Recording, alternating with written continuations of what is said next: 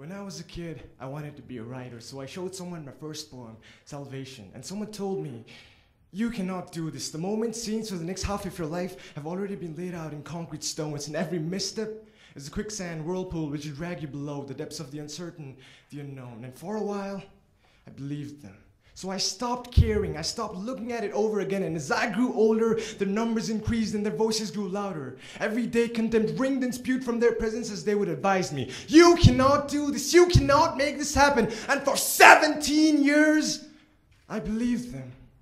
But I thought about it every day, that somehow from the moment I knew how to speak in formed words, call my mother when I was hungry, or my sister for a hug, laugh like a clown when I was happy, or someone tickled me, or let it all out when I wanted to cry, and then nothing else but their comfort and presence when I was lonely.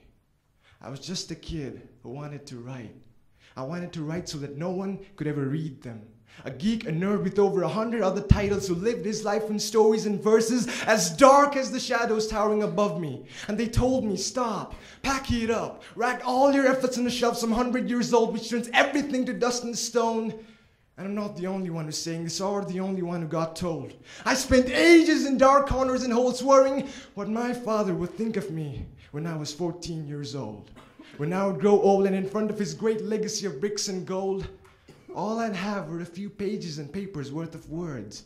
Words in an alien font that I wrote for myself so that no one could ever feel them. No one could ever take them away from me.